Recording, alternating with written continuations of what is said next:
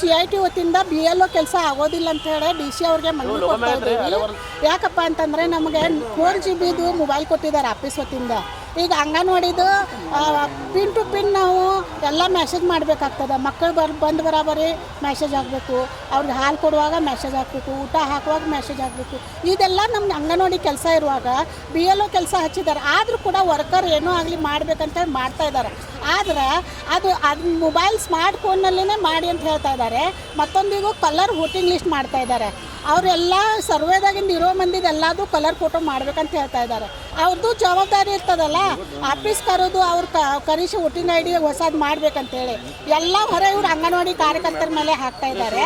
ಮತ್ತೊಂದು ಪ್ರತಿಯೊಂದಕ್ಕೆ ಮೀಟಿಂಗ್ ಕರೀತಾ ಇದ್ದಾರೆ. ನಾವು ಸಣ್ಣ ಮಕ್ಕಳು 40-35 ಮಕ್ಕಳು ಇರ್ತಾವೆ ಅಂಗನವಾಡಿಯಲ್ಲಿ. ಆ ಮಕ್ಕಳ ಬಿಟ್ಟು ನಾವು ಪ್ರತಿ ಸಲ ಮೀಟಿಂಗ್ ಹೋಗಿ ಹೆಂಗೆ ಅಟೆಂಡ್ ಆಗಕ್ಕೆ ಬರ್ತೈತಿ?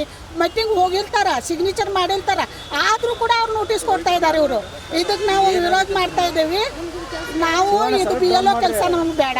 ಅಂಗನವಾಡಿ ಕಾರ್ಯಕರ್ತರ ಈಗಾಗಲೇ ನಾವು ಶಾಲಿನಿ ರಜನಿ ಮೇಡಮ್ ಅವ್ರಿಗೆ ಹೇಳಿದ್ದೀವಿ, ನಾವು ಮಹಿಳಾ ಸಚಿವರು ಅವ್ರಿಗೆ ಹೇಳಿದ್ದೀವಿ. ಅವರೆಲ್ಲರೂ ಕೈ ಬಿಡ್ತೀವಿ ಅಂತ ಹೇಳಿ ಆಶ್ವಾಸನೆ ಕೊಟ್ಟಿದ್ದಾರೆ. ಆದರೂ ಕೂಡ ಅವ್ರು ಕೈ ಬಿಡ್ಲಿಕ್ಕೆ ತಯಾರಿಲ್ಲ. ಇದು BLO ಕೆಲಸ ನೀವು ಮಾಡಲೇಬೇಕು, ಇಲ್ಲಾಂದ್ರೆ ನೌಕರಿ ಮೇಲೆ ನಿಮ್ಮ ಅಮಾನತ್ ಮಾಡ್ತೀವಿ ಅಂತ ಹೇಳಿ ಧಮಕಿ ಕೊಡ್ತಾ ಇದ್ದಾರೆ. ಆದ ಕಾರಣ ನಾವು BLO ಕೆಲಸ ಅಂಗನವಾಡಿ ಕಾರ್ಯಕರ್ತರಿಗೆ ಕೈ ಬಿಡಬೇಕಂತ ಹೇಳಿ ನಾವು ಸರ್ಕಾರ ಕಡೆ ಇವತ್ತು ಮನವಿಯನ್ನು ಮಾಡ್ತಾ ಇದ್ದೀವಿ. ನನ್ನ ಹೆಸರು ಮಂದಾನೇವ್ಗಿ, ತಾಲೂಕಾಧ್ಯಕ್ಷ ಬೆಳಗಾವಿ CIT.